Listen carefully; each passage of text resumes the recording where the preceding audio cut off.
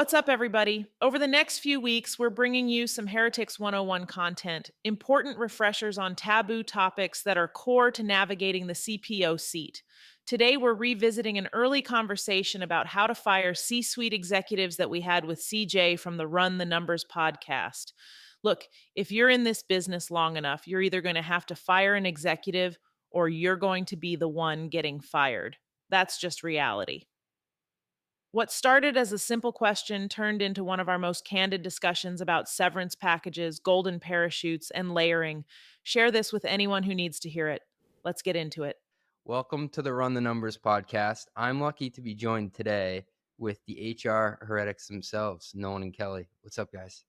What's happening? What's up, CJ? So I'm going to come straight from the top ropes on this one. If I'm a CEO or a CFO, what's the best way to approach exiting a member of my C-suite? What's the first step I should take when I think it's time to make a move? Yeah. Listen, the first step, hopefully, is that you've been talking with that executive. I mean, that's the ideal, is that the executive knows that it's not smooth sailing. Maybe you've had some disagreements or some feedback chats. I mean, these happen in different ways, but it's usually pretty direct, right? So ideally, that's the first step, is that you're having those conversations and they're just not comfortable. And execs are usually, hopefully, adults at that point, and they lean in like, listen, should we have a different type of conversation or not? It's not one of those surprise, you're on a PIP type situations. The second thing I'd say is the first step is for that CEO to talk to the board. Maybe not every board member and tsunami out like wildfire, but usually an early investor or a trusted board member. They're having that conversation as a heads up and getting advice. Yep. I agree with Kelly. I would also say I have a general rule of thumb, which is to treat others the way that you want to be treated. And so if you are going to terminate an exec and the decision has been made, I think it's really clear after you've been delivering feedback that in the conversation with the exec, you state, look, the decision has been made. We're going to part ways. And then the nuance really begins. But as Kelly said, if you're not communicating feedback, we're having an entirely different conversation. I want to drill into what you said there, Nolan. You kind of framed it as a decision that was made, and now we can talk about why. Is that an imperative way to frame it up? I absolutely think so. But to anchor on what Kelly said, you need to first be giving feedback along the way. Right. And so as is the case, I don't think executive departures are that much different than regular employee departures. Okay. And so when you are terminating somebody, you don't walk into that conversation expecting to come to a different outcome. You're walking to that conversation with the decision being made. And then it's, hey, how do we frame the comms plan? Let's talk about compensation. Let's talk about the transition period. There's a ton of nuance there. But the first step is after we have delivered feedback, we have made a decision, we clearly communicate the decision to that person, and then work through everything else. There's three kind of points on a continuum, no pun, in my opinion, how this happens in my experience, right? The first one, CJ, is after the skies haven't been clear and sunny for a little bit. I mean, everyone kind of can see that, feel that. That executive might lean in and say, look, CJ, what's the deal here? Is this not working out? Like, am I going to get fired? Like, they will just lean in and ask the question, which is great. The second is if those two come to a conclusion together, ideally, like, this isn't the right thing. Let's focus on the how now, the comms, right? That is the best because it's not as stressful. It's not as time boxed or time bound, and they work together on that plan. And then the third is when that executive just needs a 2x4 over the head. And that is where you see like the quick, like rip and replace, and everyone's frantically going around the comms plan. And that's the worst because it's like no huddle offense at that point is usually more disorganized and very stressful. Yeah, Molly Graham told us this, Kelly, and this is my philosophy as well, which is the best way to terminate somebody is for them to quit. That's correct. And that means you've been delivering a ton of feedback. They know exactly where they stand, and they could just opt out of the company. I've actually found in most cases, I'd say 80% of the time for me, the employee ends up quitting. And to Kelly's point, that 2x4 is very, very rare and actually shows that somebody lacks complete self-awareness if you are delivering legit feedback along the way. Can I offer a potential fourth one? And this is from just the outside, I've observed a really hard one. And why I asked, I think no one around, is it a discussion versus a decision? And that's when the company is doing really well, but growth is outstretching talent. And you need to bring in someone more senior, not necessarily that the person hasn't done a good job.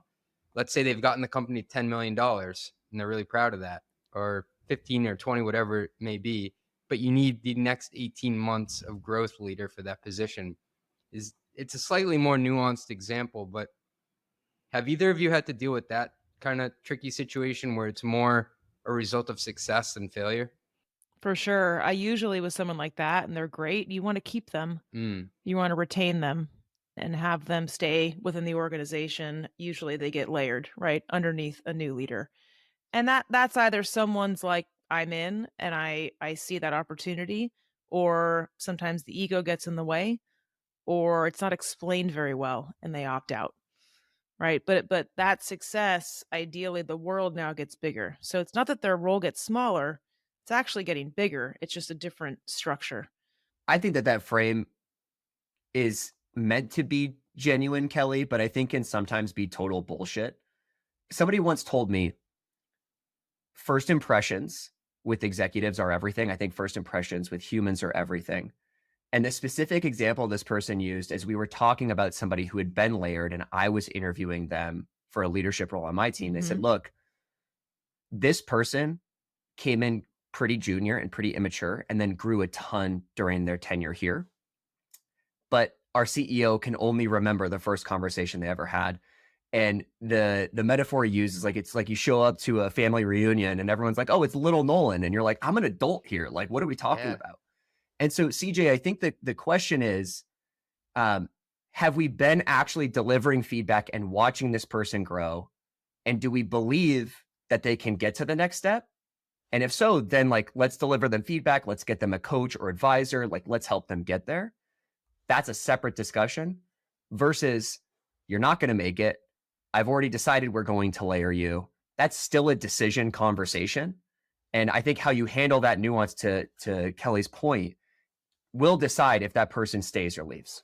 I wanted to go back to something that you had said, Kelly, around talking about the compensation side of things when you have the conversation with an exec who's departing. How much of that is fully baked once you go to discuss that with the exec, say what the number of months you're going to pay them out, what's going to happen to their stock? Is that already fully decided, or is that part still part of the discussion? Yeah. We know they're leaving. This will be a good topic. No, this is a spicy one, and there is no canned response. Bring the heat. Like there's no canned response, right? Like some executives don't trust their freaking CEO, and they're like, I'm not gonna fucking resign because then I resign. I get screwed. I don't get and you don't get severance. I don't get any of the stuff, right? I think that is awful, and I think contracting through and having that discussion without the fear of getting screwed over, like that's where these things happen. I've been given that advice on 2 occasions by execs, right, wrong, or indifferent. They said, CJ, never quit. You want to get fired. I said, that is morbid. I don't know if I want to get fired and how that feels. But they said, comp-wise, that's the right thing to do. Well, it's also true that if you end up as an exec, the most likely way you leave the company is by getting fired. So let me just state that. Say more on that too. That's good. It's just the reality of when you ascend all the way to the C-suite, the most likely way you depart is via termination.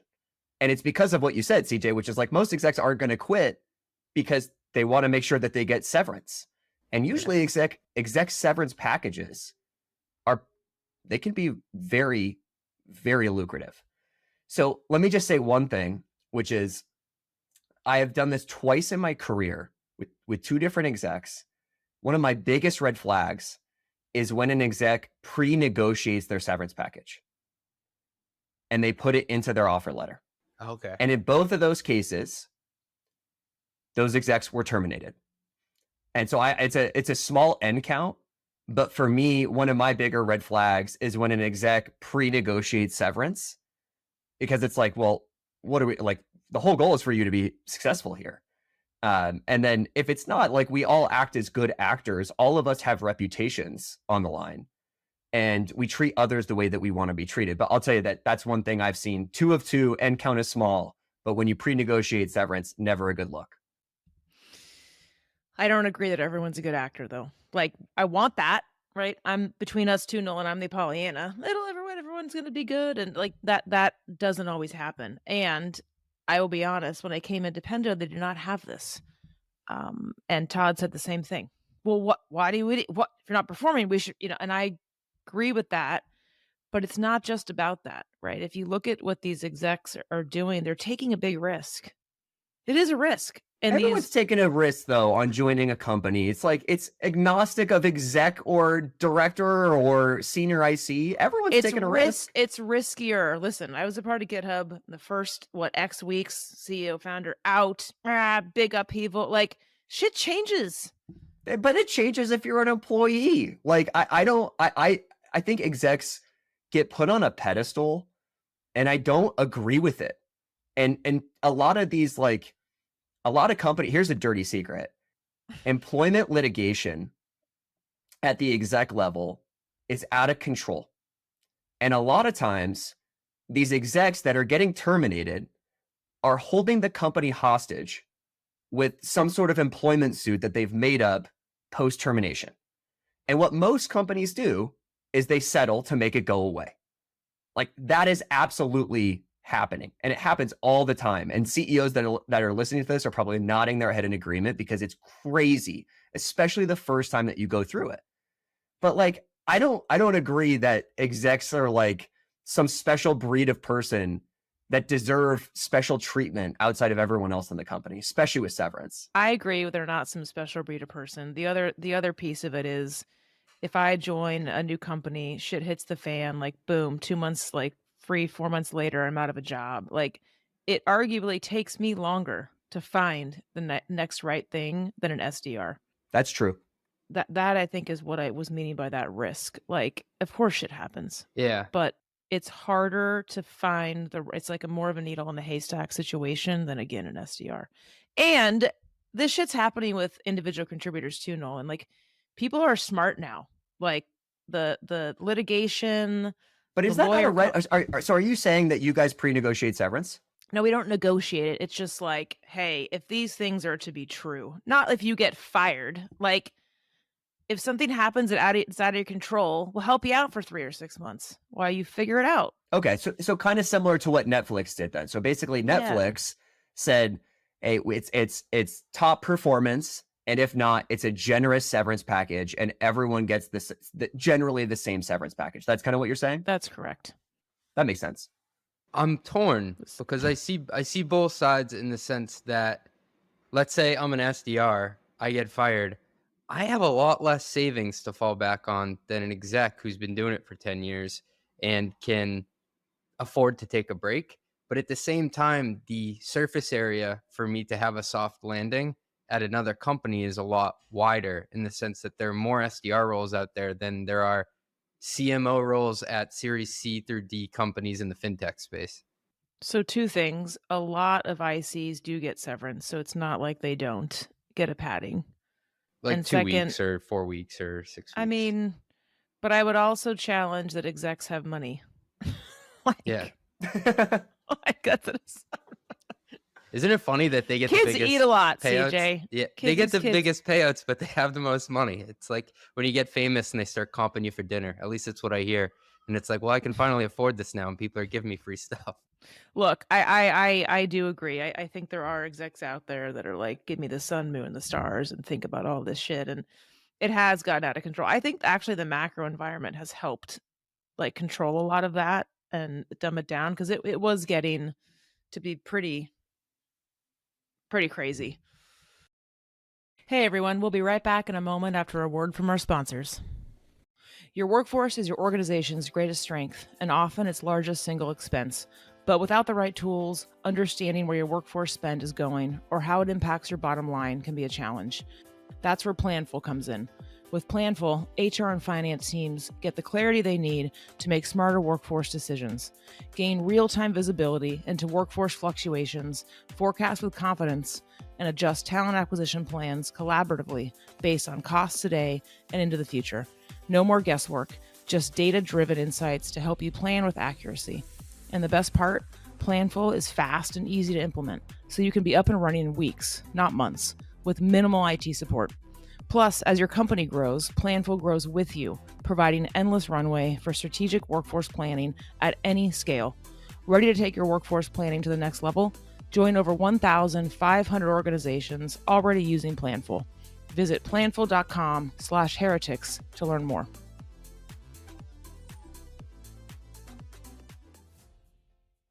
I must admit, I used to believe that AI didn't actually exist in recruiting or HR. That is until my friend Heather Doche, who leads talent at Signalfire, told me to check out Metaview. I got into the product and was like, wow, AI actually does exist in recruiting, and this product is sick. Metaview is the world's #1 AI scribe built specifically for recruiting. Their AI records and transcribes hiring conversations, like intakes, interviews, and debriefs, then provides perfectly summarized notes of everything that was discussed. I've seen firsthand how tough it can be to extract consistently high-quality data from candidate conversations. I've been in debriefs where interviewers told us about their feelings instead of what actually happened in the interview. And I've seen VPs and CEOs block hires because they didn't learn anything from skeleton scorecards. Metaview changes everything. With perfect notes from every conversation, your people can focus on creating a human connection with candidates, and they can save time on the busy work of cleaning up notes after every interview. But it's so much more than just a time saver, because perfect notes means perfect data. For every candidate and every pipeline, hiring teams can make confident, informed decisions, and talent leaders can finally take control of the interview process. Metaview covers all your compliance needs, works with all your existing tools, and takes less than 3 minutes to set up. Join talent leaders at organizations like Brex, Deal, HelloFresh, and Quora, and check out Metaview. Head over to metaview.ai/heretics to talk to one of Metaview's product experts. Tell them that me and Kelly sent you. Or you could just go to their website and get started for free. You'll be up, running, and AI-enabled in minutes. When you say pretty crazy, and we can keep this off the record if you two want, and you don't need to say what company or position it relates to, but what's the largest golden parachute you've ever seen? I've seen 12 months before. Oh, that's not that bad. Well, if you want to get really spicy, I've seen 24 months when you throw in long-term disability and all this other stuff into the mix, or short-term disability. So right? if I'm making $300K as an exec, like $600K in cash guaranteed, plus equity vesting? The equity vesting is something that is not pre-done. So that tends to be a thing, to be honest with you. So it's a conversation. So there's different levers, right? There's equity acceleration situations. There's window exercise timeline extensions. You want to throw garden leave into the mix. There's garden leave to elongate things like vesting or cliffs benefits. All these things are like ingredients of a cake, and each cake is a little. The only thing that I've seen like really is the severance, right? Is the salary.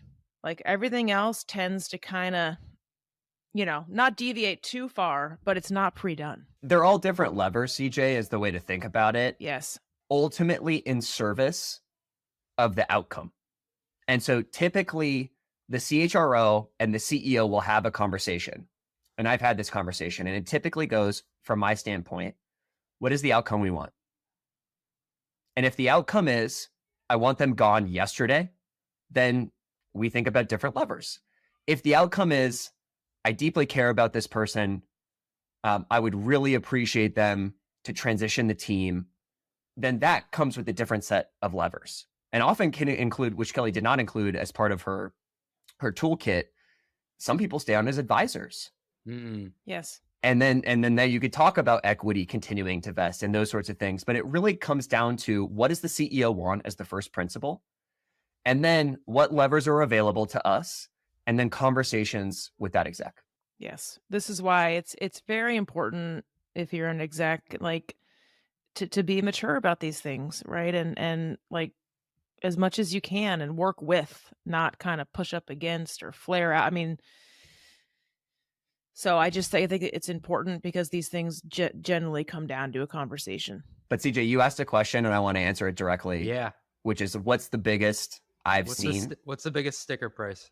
Yeah, so not personally, but a friend had an exec file a wrongful termination suit, and they settled for 10 million.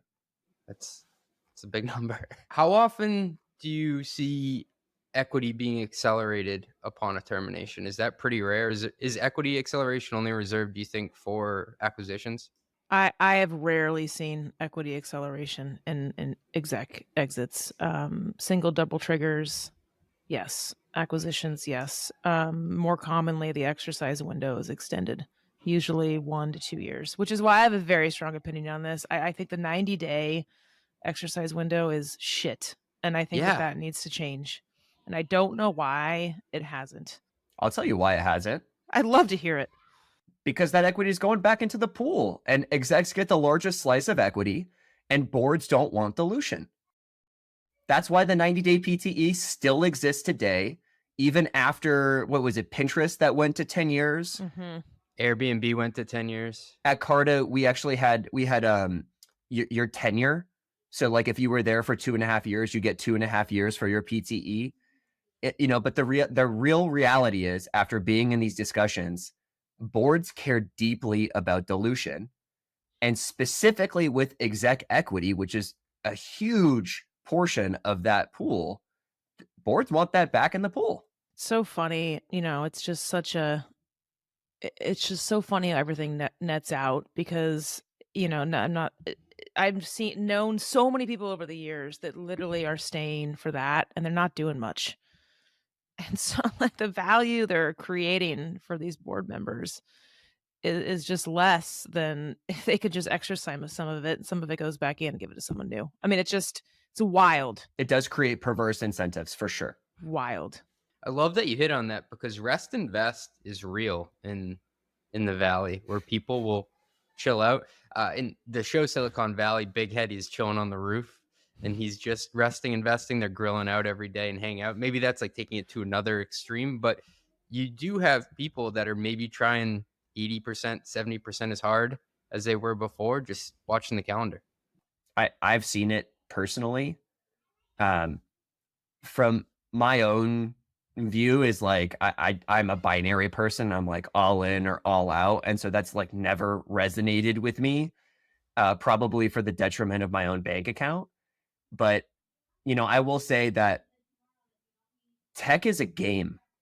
Like we're all playing a game, and some people play this game to an expert level. And that is one I give people credit who can just continue to hang around and continue to get paid, even though it's not the best thing for the company, because they're looking out for their own self-interests. And I think that is a failure of the management team, specifically the CEO and the board, when that is happening and they're not doing anything about it. I agree. I'm more similar to you, Nolan, in the sense that I'm an on and off switch, and it eats at my soul just to kind of chill or not try as hard, because I'm always thinking, well, what could I be doing if I was going 100 miles per hour? Totally. Life's too short. I wanted to quickly define a couple things for people listening. So Kelly, you'd use the term garden leave. What is garden leave? Yeah. So it's basically putting someone on life support, so to speak, right? They're not working, they're not doing anything. They're essentially gone, CJ, except for on the books. Does it only happen for CFOs? Because I've only seen it at a prior company for a CFO. No? No way. Absolutely Because not. garden leave is a popular term also in the finance industry within investment banking. Like if you leave one company and go to another, or if you're like a bond trader. I had a friend who was on garden leave for the whole summer, and he was getting paid because they didn't want him to have, I don't know, trade secrets or something. To go to a competitor. Oh, interesting. Yeah. If a CEO gets fired, like, does that make that VC look like they're, I don't know, don't take money from them? Is it a scarlet letter to some? I think it depends. I was referencing earlier on, like, again, 2015, it kind of did, right? Like, founders did not want to be controlled, right? And some of these VCs, they had reputations of having a very strong hand and kind of, prescribing certain things or being too, and I think I saw it swing the other way a bit where it was very founder friendly because you didn't want to have a reputation of being like that. It's kind of like a back channel. Don't work with them. They're right. And that was a thing. You just have to look at history though, CJ. So like this used to happen all the time in the 90s and early 2000s. And then, people took a step back and looked at the data, and the data was like, oof, we replaced the founder. We thought this company was going to go up and to the right, and they flatlined or died or didn't have the ideal outcome that they wanted. But then what you saw in the 2010s is what Kelly's referring to, especially at the top tier companies. Founders got smart and didn't put their livelihoods and jobs into the hands of the board. They actually removed it by having super voting shares. Correct. And so the board couldn't really remove them. Multiple votes. And we're only a couple of days, post Sam being departed at OpenAI. So whatever this comes out, there may be more information. But one of the best takes I saw on Twitter was like, this is why you saw so many founders negotiate super voting shares. So the board couldn't do this to them. I saw that tweet too. It was like Evan Spiegel and Mark Zuckerberg's super voting shares looking pretty good right now. Exactly. Okay. The last one I wanted to hit on. So we started the call with me asking for advice. I'm asking for advice again in a different vein. So if I am in this game long enough, inevitably I could be the one who's getting fired. If I don't want to be left in the lurch and I'm getting on the phone with someone like either of you, how should I go through that call? Yeah, look, I think the goal is the conversation, right? It's referencing the blood, sweat, and the tears that you gave to that company and that founder. It's asking to be treated fairly. It's asking to be a part of the messaging plan and to help drive that plan and to have a reasonable bridge to the next opportunity. And listen, I mean, founders don't want a lot of drama and turbulence. Frankly, they're not that great at this stuff. They don't want to spend their time on it.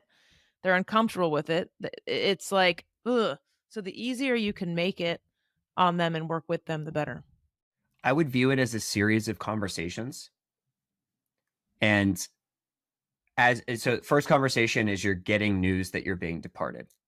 I think it's really important to act professionally, to be as non-emotional as you possibly can, and then to ask to collect your thoughts and then to have a separate conversation. Then you go away, you break some glass against the wall, get all of your emotion out, and then talk to friends and start getting advice.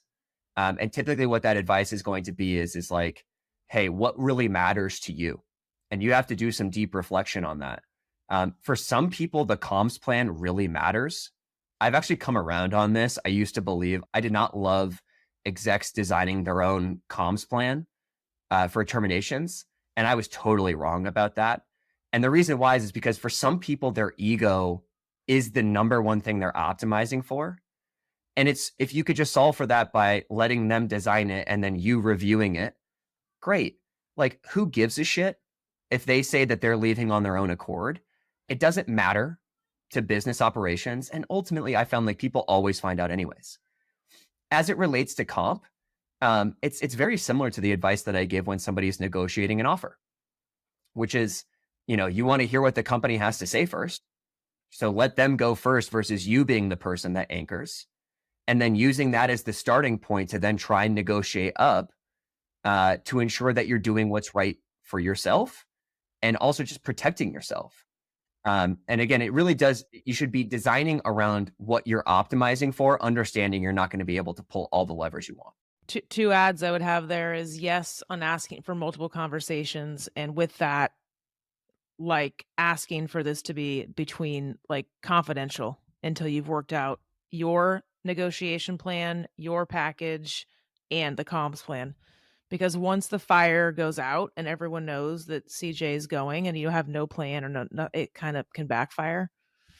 I could not agree more on the messaging. That has like been my number one thing that people have asked for is controlling that narrative. It is Pareto chart, the most important for people. Isn't that crazy that that's like the same color? I've noticed the same thing is like people care more about that than they do about Severance. Well, I mean, it's like we started this conversation. They got to go to the next company.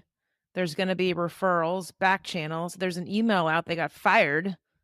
That's not really helpful. Even if that doesn't go anywhere, it's in their mind from a confidence perspective. Now, on the flip side, and I get this, I empathize. I've had CEOs that are like, fuck that. I don't want people thinking executives are walking out of here and like we're losing people. This is a performance issue or this was a violation, and I want the company to know that.